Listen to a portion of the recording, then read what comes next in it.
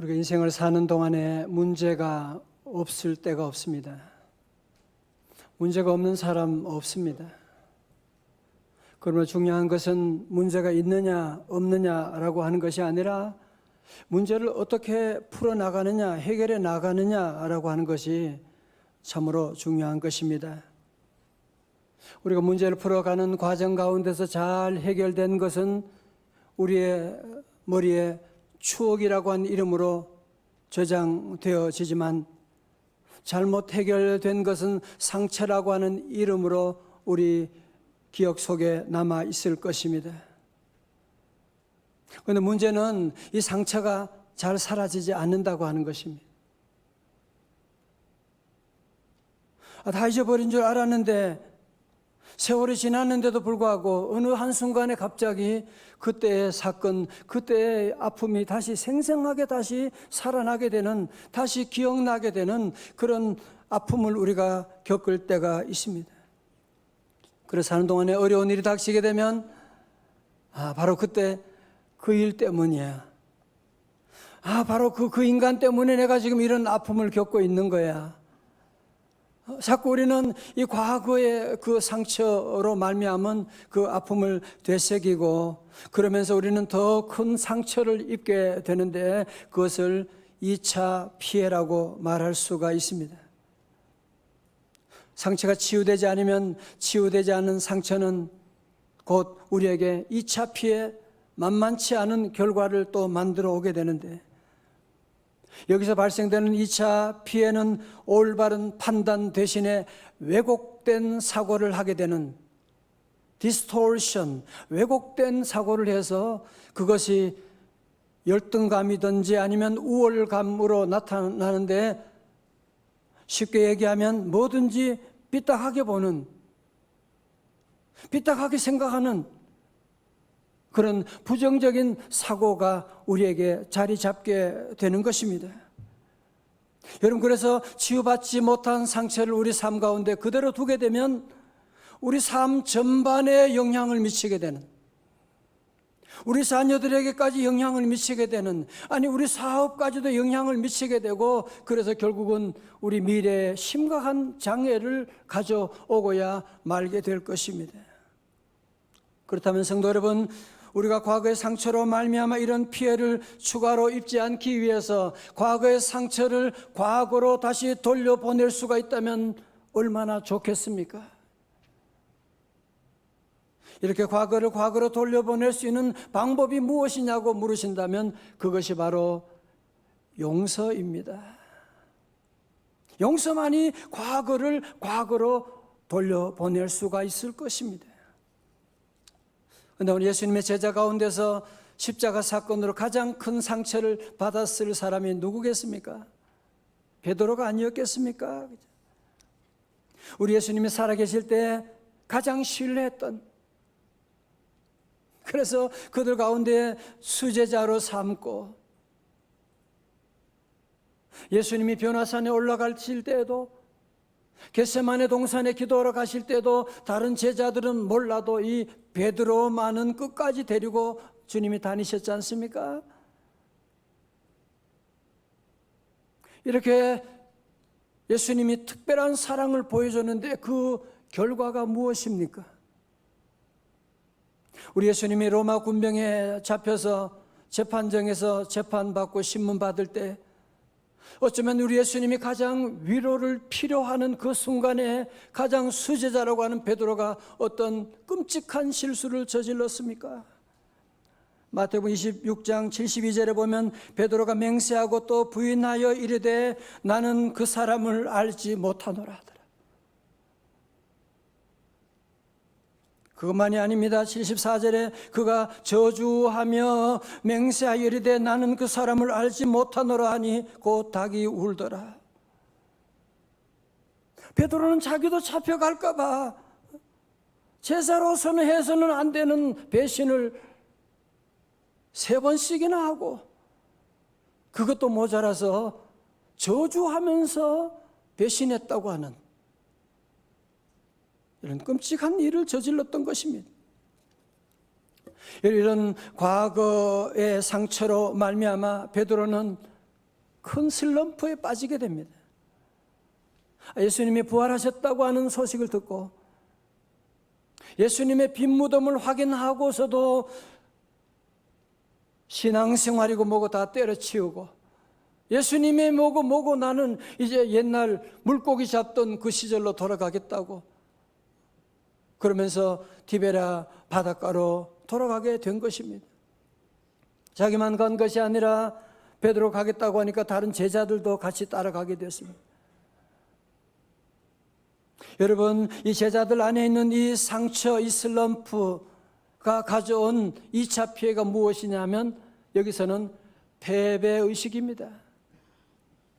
나는 하는 것도 안 되고 해봤자 안 될 것이고, 여러분, 이런 패배의식은 패배를 가져온다는 사실을 여러분이 알고 계십니까? 그날 밤에는 그들이 밤새도록 수고했지만 아니 디베랴 바닷가에서 자라난 바다 어부 출신들임에도 불구하고 한 마리도 잡지 못하고 피레미 새끼 한 마리도 잡지 못하고 텅 빈 배로 돌아올 수밖에 없었습니다.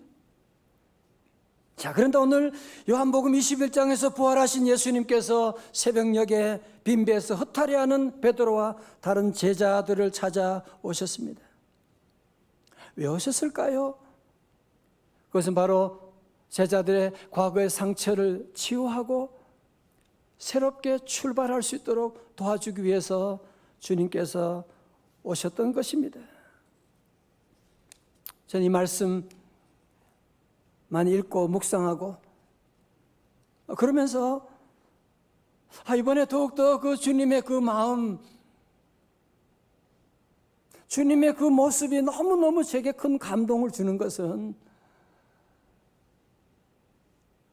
여러분, 베드로가 지금 무슨 짓을 저질렀습니까? 그렇다면 베드로를 다시 만나서 적어도 한 번쯤은 과거에 잘못된 것을 한번 짚어주어야 되는 거 아닙니까? 아니면 적어도 그래, 네가 그럴 수밖에 없었던 건 내가 이해한다, 뭐 그 정도라도 한마디 해주어야 되는 거 아닙니까? 오늘 저와 여러분은 늘 문제가 생기면 과거 따지는 건 너무 전문가들이잖아요. 과거 네가 그런 자 하고 이 과거 따지고 넘어가야지. 이거 뭘 우리는 과거 따지는 거 전문가인데 우리나라 정부도 과거 조사, 과거 맨날 따지고 과거 얘기하는데 우리 예수님은 전혀 다른 모습으로 베드로를 대하시는데요. 여러분, 한번 15절의 말씀을 보십시오. 그들 조반 먹은 후에 예수께서 시몬 베드로에게 이르시되 요한의 아들 시몬아, 네가 이 사람들보다 나를 더 사랑하느냐 하시니 이르되 주님, 그러하나이다. 내가 주님을 사랑하는 줄 주님께서 아시나이다. 이르시되 내 어린 양을 먹이라 하시고. 자, 여러분 저를 보세요. 좀 이상하지 않습니까 지금? 아니 갑자기 제자들 만나서 너희들이 나를 사랑하느냐, 내 어린 양을 먹이라. 전혀 분위기에 전혀 맞지 않는 지금 말씀을 하시는 거예요 지금. 15절만이 아니라 16절, 17절에도 동일한 말씀을 지금 반복하고 있잖아요.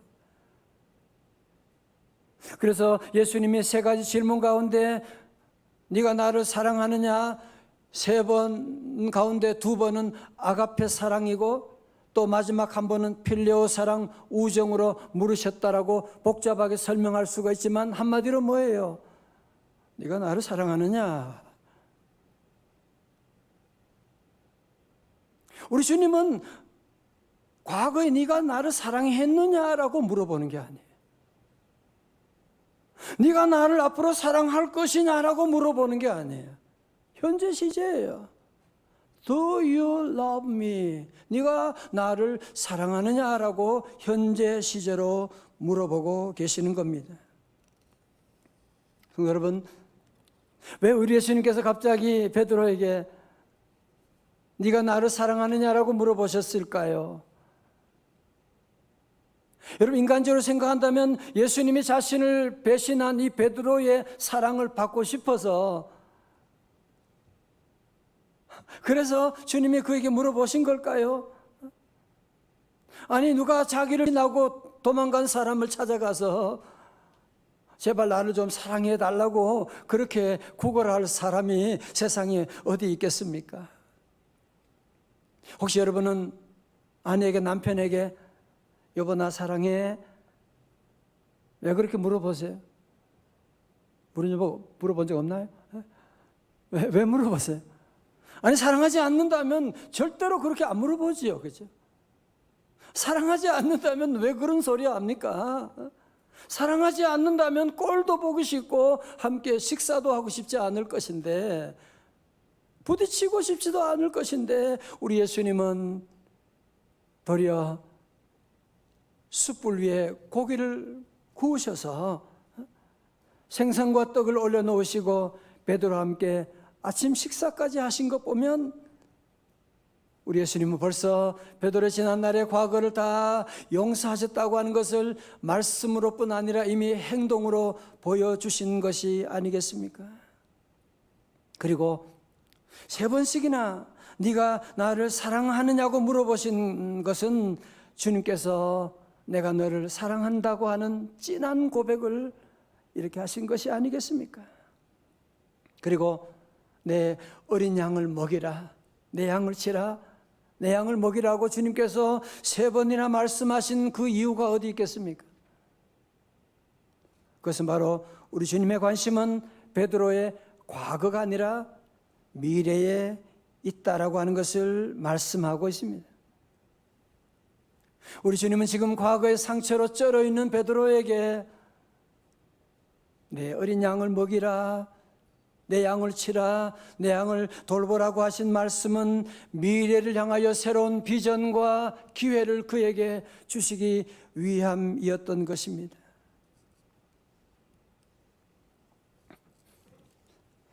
저는 이 구절을 읽으면서 이 말씀을 묵상하면서 제 가슴이 너무 뜨거워지는 이유가 무엇이냐?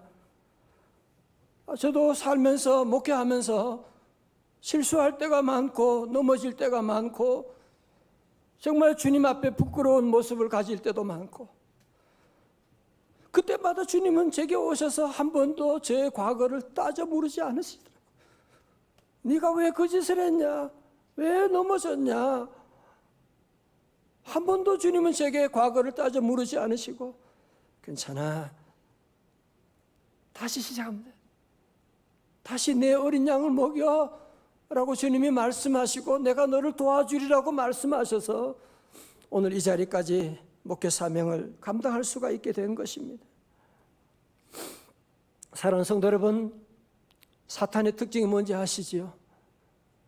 사탄은 항상 과거 지향형입니다.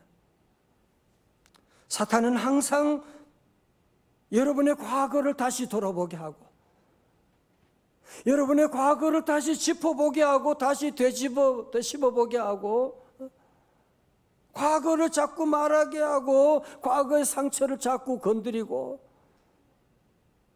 그러나 우리 예수님은 과거를 묻지 않으시는 분이십니다.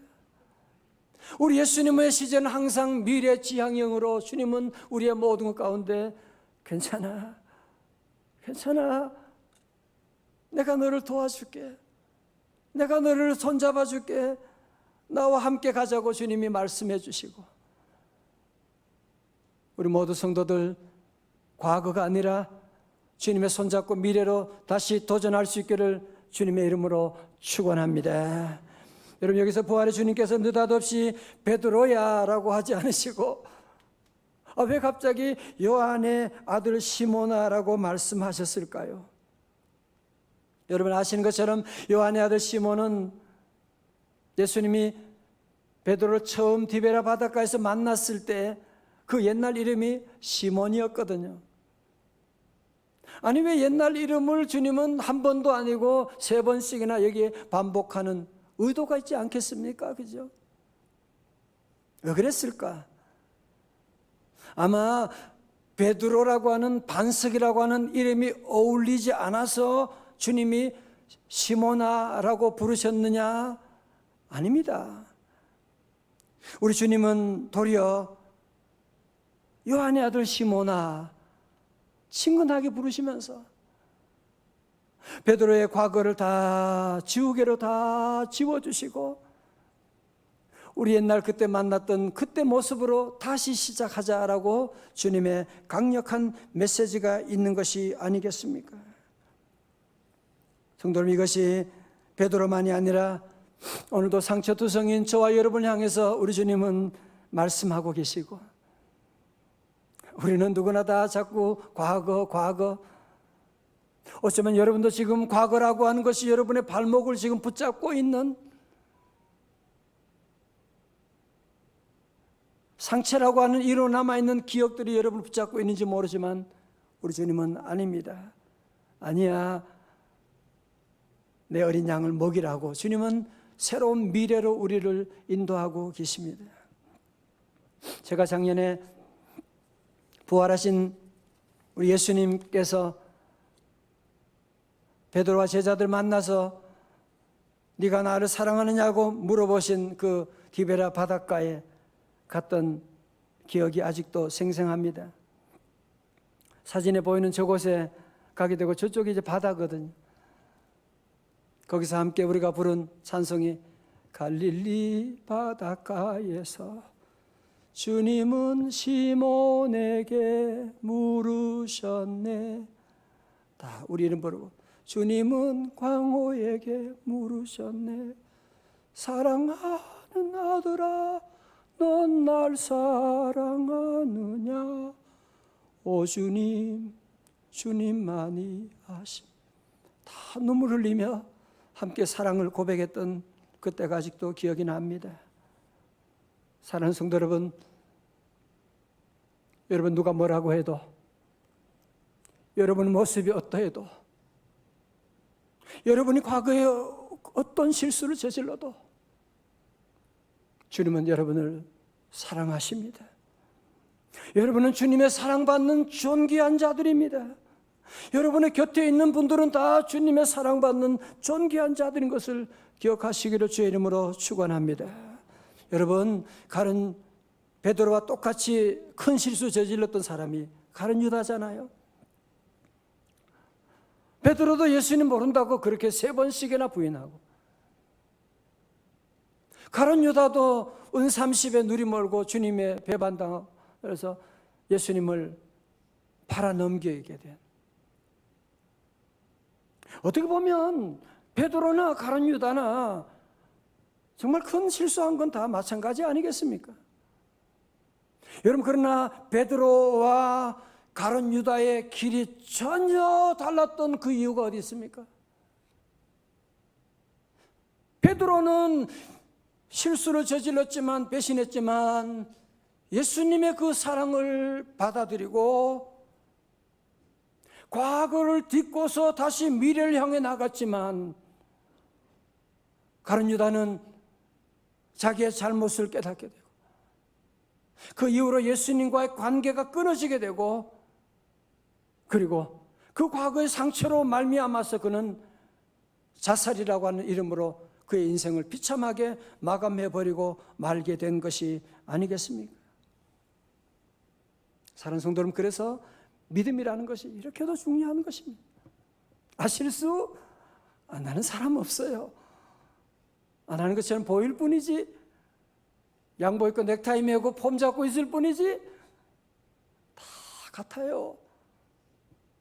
그런데 문제는 어떤 사람은 가룟 유다처럼 끝까지 자기 죄만 생각해, 자기 실수만 생각해, 과거에 매여 있어. 예수님의 사랑을 아무리 설교해도 나와는 상관없다고 생각하는 사람, 결국은 과거가 여러분을 삼켜버리게 될 거예요. 오늘 아침에 참석하신 우리 모든 성도 여러분, 오늘 아침에 영상으로 말씀 가운데 있는 모든 성도 여러분, 베드로처럼 뻔뻔하게 내가 문제가 많지만, 실수 많이 했지만 주님 말씀하시니 감사합니다. 나도 주님 사랑합니다. 새롭게 출발할 수 있기를 주님의 이름으로 축원합니다. 얼마 전에 성화를 우연히 보다가 너무 감동적인 그림을 본 적이 있어요. 감동이 그려봐. 여러분, 이 장면은 다 잘 아시는 그림이잖아요, 그죠? 베드로가 물속으로 빠져들어갈 때 예수님이 이제 잡아주는. 저는 이 그림 보는데 손에 시선이 고정되게 됐어요. 여러분, 손을 보십시오. 지금 누가 누구의 손을 잡고 있는 겁니까, 지금? 베드로가 예수님의 손을 잡은 것이 아니라 예수님이 지금 베드로의 손을 꽉 잡고 있는 거 보이지 않습니까? 사실 저와 여러분, 지난 주간만 들어봐도 예수님 손 잡을 때도 있었지만 놓쳐버릴 때도 얼마나 많이 있었어요. 믿느라고 하면서도 온탕 냉탕 왔다 갔다 하고 믿음 없는 사람처럼 살아갈 때가 얼마나 많았는데, 주님이 물에 빠져가는 나의 손을 붙잡고 있구나라고 하는 이 놀라운 사실을 보면서, 여러분, 이 주님이 여러분의 주님 되심도 믿으시기를 주의 이름으로 축원합니다. 우리는 다 약해서요, 믿습니다 하면서도 믿음 없이 살아갈 때가 많고, 기도하겠다고 하면서 기도하지 못하고 불순종할 때가 많지만 주님의 손은 절대로 놓지 않으세요. 시편 37편 4절 우리 같이 한번 크게 읽어볼까요? 앞에 스크린에 나와 있습니다. 시작. 그는 넘어지나 아주 엎드러지지 아니하면 왜 그래요? 여호와께서 그의 손으로 붙드심이로다. 아멘. 할렐루야. 여러분은 절대로 우리 주님이 포기하지 않는, 절대로 여러분 놓치지 않는, 여러분은 존귀한 분들이. 여러분, 그래서 여러분 주님 앞에 존귀한 자들이기 때문에 여러분은 망하고 싶어도 절대로 망할 수가 없습니다. 여러분은 지옥 가고 싶어도 절대로 지옥 가지 못할 것입니다. 우리 성도들은 예수 이름으로 반드시 잘 될 줄로 믿습니다.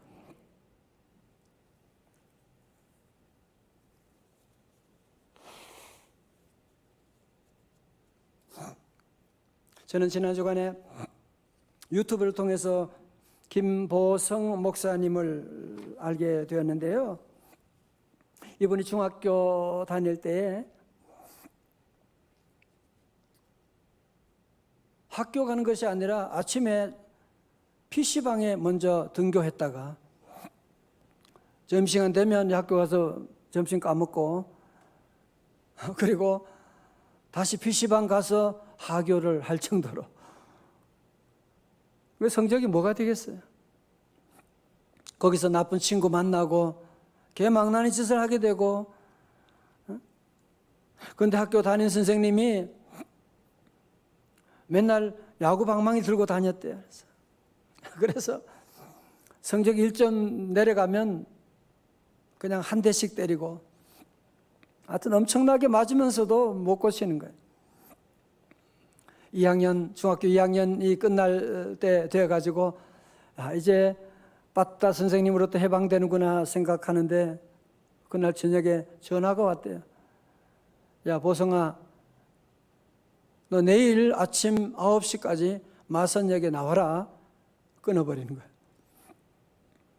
너무 겁이 나니까 안 갈 수도 없고 아침에 그래서 대강 준비해가지고 마산역에 나갔더니만 거기 다른 친구가 3명이 와 있더래요. 다 말썽꾸러기, 공부 꼴등하는 아이들. 좀 분위기가 심상치 않지 않습니까? 그래서 어디 가는데요? 거제도 간다 그래서. 아내가, 똑똑한 애가 그러는 거예요. 너 거제도 가면 포로 수용소 있다. 선생님이 지금 우리 문제 아들을 포롱수용소에 집어넣고 나면 우리는 다시 돌아올 수가 없다. 그러니까 서로가 막 손부터 붙들게 안고 엉엉 울었대요. 그래서 거제도 도착했는데 포로수용소가 아니라 해금강 유람선을 타게 되었습니다. 너무너무 깜짝 놀란 거죠. 말없이 배를 타고 가는데 선생님이 얘들아, 너희들은 푸를청 청소년이잖아. PC 모니터만 보지 말고 이제는 푸른 하늘을 보고 푸른 미래를 꿈꾸고 그래야지. 그런 말씀 하시더래요. 얼마 지나 배가 고프다고 그러니까 마치고 이제 횟집에 들어가더래요. 횟집이 비싸잖아요. 마음껏 먹으라고 그래가지고 그냥 공기밥 먹듯이 그냥 막 먹었대요. 막 먹고 그날 저녁에 모텔에 가서 잠을 자게 되고, 그러면서 3박 4일을 지나게 되었는데, 아무리 생각해도 궁금하지 않습니까? 그죠? 나중에 알고 보니까 이것도 비용을 무슨 공금으로 한 것이 아니라 사비를 털어가지고 이렇게 한다는. 버스 타고 오면서 제일 뒤에 앉아가지고 아이가 물어본 거예요. 쌤요, 왜 우리한테 이렇게 잘해주는데요? 그래서 선생님이 말하는 거예요. 얘들아, 너희 부모님들도 너희들 포기했지? 네. 너희 학교 선생님도 너희 포기했지? 네. 너희 자신들도 너희 포기했지? 그런데 눈물이 쏟아지는 거예요. 맞아. 나도 나를 포기했는데. 선생님이 하는 말씀이, 그래도 나는 너희들을 포기하지 않을 거야. 너희들 잘할 수 있잖아. 너희들 1년만 잘하면 고등학교도 가고 대학교도 가고 인간답게 살 수가 있고 사명자 어려운 사람 도울 수가 있잖아. 우리 같이 손가락 걸고 약속하자. 어느 누구도 손을 내밀지 못하는 거예요. 왜 약속해봤자 무슨 소용이 있냐 말이에요. 나중에 손가락을 걸고 5사람이 펑펑 울게 된 거예요. 그리고 그 다음 날부터, 아침부터 저들의 삶이 바뀌기 시작하는 거예요. 180 바뀌기 시작하면서 다시 공부하기 시작하고 중3 마지막 1년을 다시 공부해가지고 이들이 고등학교도 가게 되고, 그러면 그 중에 한 사람이 김보성 목사님이 되시고 또 귀한 분들이 되었다고 하는 얘기를 듣게 됐습니다. 사랑하는 성도 여러분, 정말 주변의 사람들이 포기하고,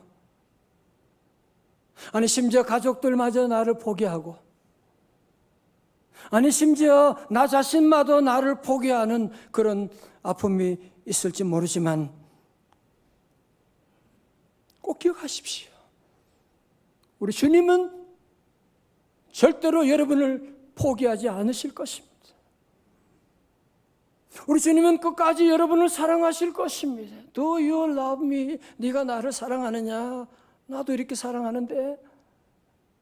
내 어린 양을 먹이라고 주님이 말씀해 주시고, 더 이상 과거에 매이지 말고 미래를 향해 나가라고 주님께서 오늘 우리 모두를 초대하고 계십니다. 사랑하는 성도 여러분, 오늘 하나님 말씀을 베드로처럼 아멘으로 받아들이시길 주의 이름으로 축원합니다. 여러분은 존귀한 분들입니다. 우리 안에 주님이 계시거든요. 천지 만물을 창조하신 하나님의 사랑받는, 하나님의 기대가 있는 삶이라는 것이 얼마나 존귀한 삶. 아마 지금 여러분 설교 들으면서도 마귀는 계속 속삭일 거예요. 아니야, 너는 과거가 있는 인간이잖아. 너 부끄러운 과거가 있잖아. 너는 과거에 넘어졌잖아. 너는 해도 안 되잖아. 계속 마귀는 계속 여러분에게 속삭일 거예요. 다 같이 사단아 물러갈지어다. 너도 모두 예수님의, 주님 말씀하시는 주님의 음성을 듣고 다시 치유받기를 바랍니다. 고린도후서 5장 17절 말씀 여러분 잘 아시죠? 시작. 그런즉 누구든지 그리스도 안에 있으면 새로운 피조물이라, 이전 것은 지나갔으니 보라. 주님은 여러분 모두 너무너무 사랑하시고 우리 향한 놀라운 기대를 가지고 계시거든요. 또 주님은 저와 여러분의 사랑을 고백받기를 원하십니다. 네가 나를 사랑하느냐? 오 주님, 주님만이 아십니다.